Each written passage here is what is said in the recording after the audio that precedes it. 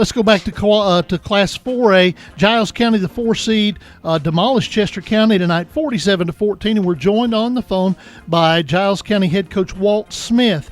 Coach Smith joins us on the phone. Coach Smith, your kids got out to a big lead at the half, and you got to rest some starters in the second half. Congratulations. Thank you. Yeah, our guys really came out tonight and played real well off right out of the gates, and we were able to stretch out a little bit in the first half and rest some guys that needed some rest in the second half.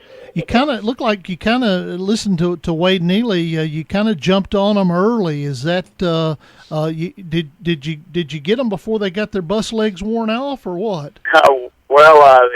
We kicked off to them and they went 3 and out, and we went down and scored, and I think they ended up having about 10 yards at the end of the first quarter, and then we were up 28-0 in the first quarter, and it was kind of over by then. Congratulations. We're talking to Walt Smith. He is the head coach for Giles County. Giles County fell, of course, to Fulton last year in the semifinals, a game that I got a chance to watch down there at the Brickyard. But this year, you're on the opposite side of the bracket. Were you pleasantly surprised on Saturday morning or Saturday afternoon, whenever you got to see the bracket, when you saw that you were moved to the East? Well, I think everybody right now, likes being on the opposite side of the bracket than Fulton, just with the scores they're putting up. But eventually, you're going to have to play everybody, and around here, a lot of the people talking about it being a good omen. The last time we went east, we played Chester County in the first round in 2009, went on to win a state championship. So hopefully the stars are aligning again. Well, no pressure on you right there. They're already telling you need the state title.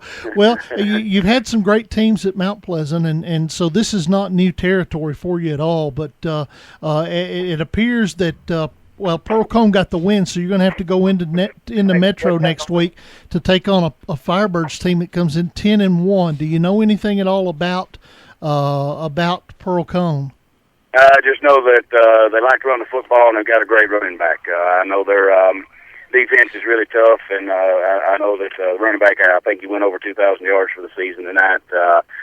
Really well-coached team, running the spread. And you don't get 10-1 being bad, so they'll definitely be a good football team. Kenton Baker sounded like he had a great game for you tonight. He did. He seems to always have a great one. He's one of those kids when the ball gets in his hands, everybody in the stadium holds their breath because they know he can take it the distance at any time. And tonight he did that a couple times.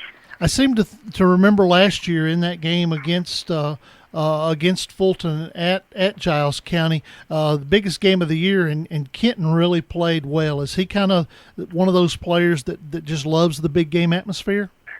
He does. Again, he's a big-time player. He went over 200 catches for his career tonight. I think he's third all-time in the state with that total.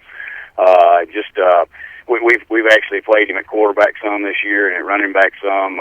His catch total's down a little bit this year, but because he's played all over the field and ran the ball for us some instead of throwing it to him. He's just one of those guys that's a game changer. All right, Coach Smith, we appreciate your time. Good luck in your preparations, and we'll hope to talk to you next week, okay? Thanks a lot. All right, that is Walt Smith, the head coach of the victorious Giles County Bobcats, joining us here on the scoreboard edition of Friday Night Thunder. We need to take a break for our stations on the network. This is Friday Night Thunder.